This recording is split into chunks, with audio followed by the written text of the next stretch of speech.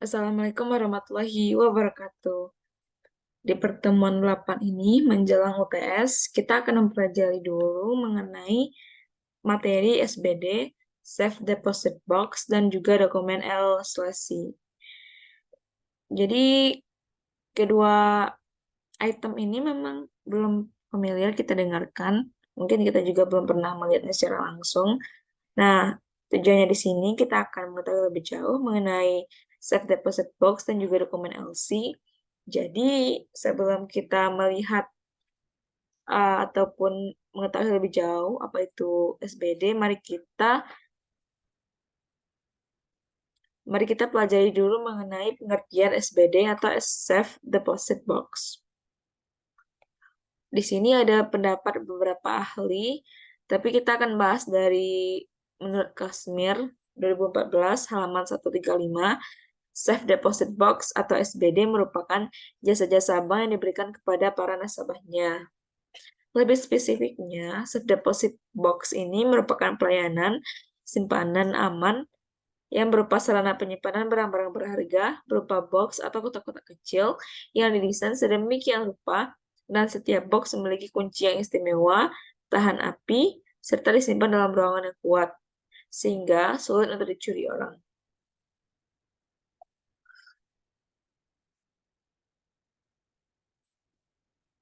Kalau teman-teman masih ragu dan ingin mengetahui bagaimana sih bentuk deposit box itu, nah di sini kita ada gambarnya berupa box locker gitu. Jadi setiap kunci memiliki nomor seri dan kuncinya akan diberikan 2 buah kepada para nasabah yang menyewa jasa tersebut. Dan juga ada aturan-aturan tertentu atau mekanisme sebelum melakukan penyimpanan maupun penarikan. Selanjutnya kita akan membahas mengenai tujuan dari SBD ini. Apa sih tujuannya?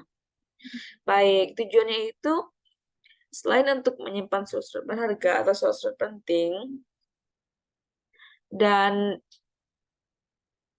item dari surat penting ini bisa jadi bersifat seperti macam-macam sertifikat, saham, obligasi, surat perjanjian, surat nikah, ijazah, paspor, dan dokumen lain penting lainnya. Bukan hanya uang, tapi juga dokumen-dokumen penting yang serasanya akan lebih aman disimpan jika diletakkan di safe deposit box ini. Fungsi lainnya adalah untuk menyimpan harta atau benda berharga lainnya seperti mutiara, berlian, intan, permata, dan emas. Berikutnya untuk menjaga keamanan barang yang disimpan dan untuk memberikan rasa aman bagi penggunanya. Karena beberapa SOP yang dijalankan oleh deposit box ini sangat menjamin keamanan dari barang tersebut. Barang berharga yang akan disimpan oleh para nasabah. Selanjutnya, apa sih fungsi dari SBD ini? Apakah sekedar tempat penyimpanan? Berikut ada 2 fungsi umum dari SBD. Yang pertama, menjamin kerahasiaan barang-barang yang disimpan, karena pihak bank tidak perlu tahu isi safe deposit box selama tidak melanggar aturan yang telah ditentukan sebelumnya. Yang kedua, menjamin keamanan dokumen nasabah. Hal ini disebabkan peralatan keamanan canggih, safe deposit box, terbuat dari baja tahan api. Terdapat 2 buah anak kunci di mana safe deposit box hanya dapat dibuka dengan kedua kunci tersebut, yang masing-masing dipegang oleh bank dan nasabah. Setelah tidak dapat dibuka oleh salah satu pihak, apakah nasabah pemegang safe deposit box maupun bank. Yang selanjutnya perlu banget kita ketahui sebelum kita menjadi nasabah dari jasa safe deposit box ini, yaitu bagaimana sih mekanisme dari SBD ini sendiri. Mekanismenya, yang pertama ada prosedur pembukaan SBD. Langkahnya sebagai berikut. Calon nasabah safe deposit box harus mengajukan permohonan kepada bank. Yang kedua, calon pengontrak harus menandatangani surat perjanjian dan spesimen. Yang ketiga, pengontrak harus terlebih dahulu mengeluarkan uang kontrak. Yang keempat, pengontrak harus mengembalikan kunci boxnya apabila kontraknya habis. Apabila pengontrak meninggal dunia, yang berhak mengambil simpanan adalah ahli waris yang sah. Yang kedua, itu mekanisme pengamanan SPD.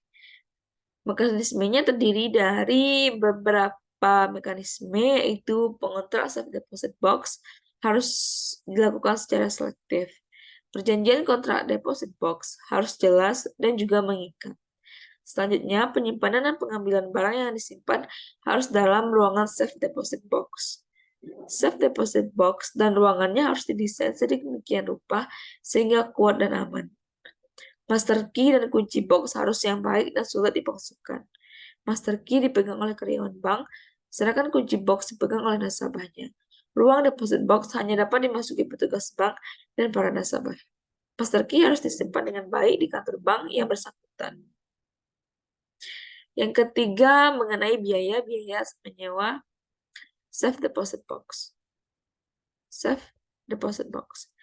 Yang pertama, biaya sewa, yang besarnya tergantung ukuran box yang diinginkan, serta jangka waktu disewa. Biaya sewa dibayar biasanya per tahun. Setoran jaminan merupakan biaya pengganti apabila kunci yang dipegang oleh nasabah hilang dan box harus dibongkar. Akan tetapi, jika tidak terjadi masalah, maka apabila safe deposit box tidak diperpanjang, setoran jaminan dapat diambil kembali.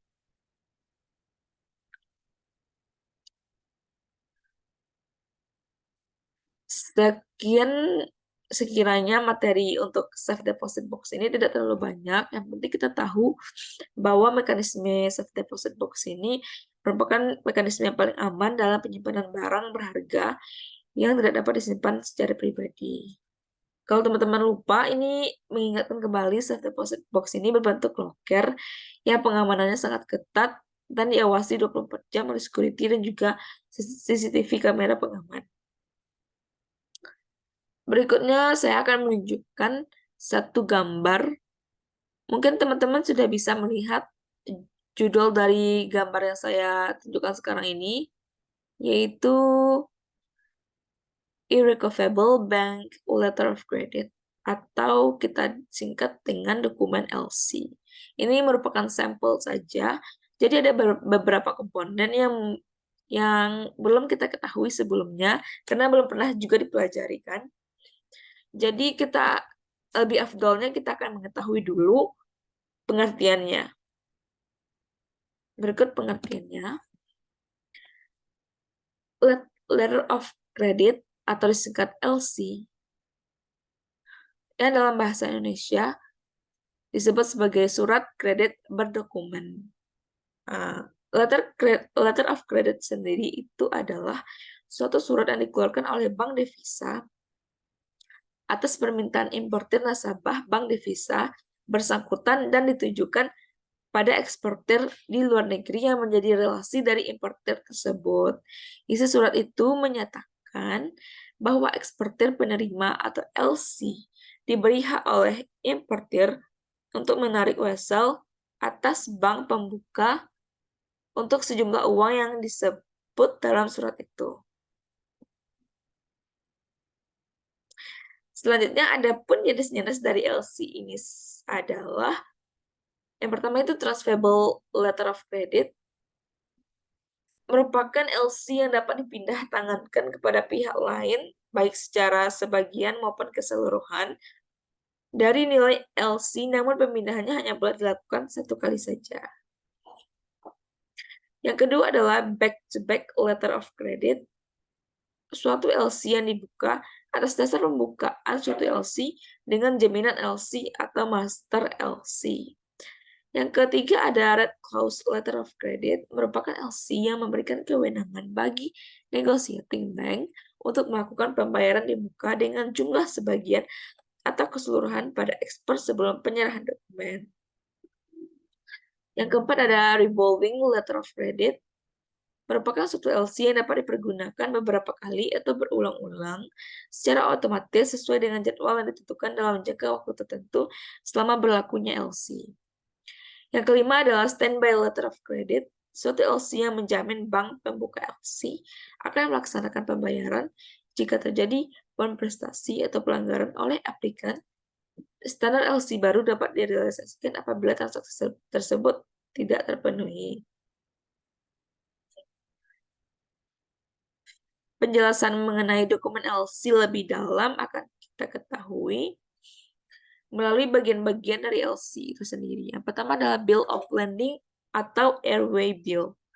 Dokumen yang pertama ini adalah tanda bukti bahwa barang telah diberangkatkan dari negara asal. Selain membuktikan barang telah dikirim, Bill of Landing juga berguna untuk membuktikan kepemilikan barang yang telah dikirimkan.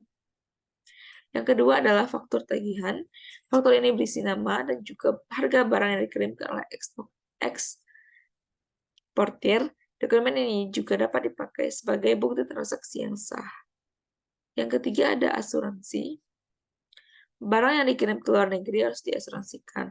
Asuransi berguna untuk menjamin keselamatan barang sampai ke tujuan. Apabila terjadi kerusakan atau kehilangan barang di sepanjang perjalanan, kerugiannya akan ditanggung oleh pihak asuransi. Yang keempat adalah packing list. Dokumen ini biasanya diterbitkan untuk pengiriman dokumen dalam jumlah besar. Seperti namanya, packing list memuat barang apa saja yang termasuk dalam sebuah kontainer ketika akan dikirimkan. Yang kelima adalah Certificate of Inspection. Sebelum diberangkatkan ke luar negeri, barang harus melewati bagian pemeriksaan terlebih dahulu. Apabila lolos, pengiriman akan menerima dokumen berupa Certificate of Inspection. Yang terakhir, kita akan mengetahui mengenai mekanisme LC. Yang pertama, ada prosedurnya dulu ya. Terdiri dari tahap pertukaran dokumen kepemilikan barang dengan uang tunai atau kontrak janji pembayaran. Terdapat 4 langkah dalam prosedur dasar tersebut. Yang pertama adalah issuance atau penerbitan LC. Menerangkan proses ketika importir mengajukan permintaan dan membuka LC pada issuing bank, serta penerbitan pemberitahuan resmi bank pada eksportir melalui advising bank. Yang kedua ada amandemen perubahan atau perubahan LC. Pada saat LC dalam proses pelaksanaan, ada kalanya timbul perubahan kondisi LC yang harus dilakukan dan disampaikan pada pihak yang terlibat dalam LC tersebut. Sehingga LC yang dibuka pada umumnya berkisar pada bertambah jumlah LC, perpanjangan tanggal perkapalan, perpanjangan masa berlaku LC, perpanjangan tanggal negosiasi, bertambah atau berkurang jumlah barang, syarat-syarat pembayaran dokumen-dokumen tidak tersedia. Yang ketiga adalah utilization atau pemanfaatan. Menjelaskan tentang prosedur pengiriman barang oleh eksportir transfer dokumen dari eksportir ke importir melalui bank transfer pembayaran dari importir. Yang keempat adalah settlement atau penyerahan pembayaran. Proses penyampaian dana pada eksportir setelah mengajukan dokumen kreditnya. Dari mekanisme tersebut merupakan pembahasan terakhir mengenai dokumen LC. Kalau teman-teman masih punya pertanyaan mengenai LC, ini akan dijelaskan lagi oleh Ibu Dea saat pembelajaran perbankan. Jadi sampai di sini dulu videonya. Kalau ada kata yang tidak berkenan, mohon dimaafkan. Selamat menikmati video. Assalamualaikum warahmatullahi wabarakatuh.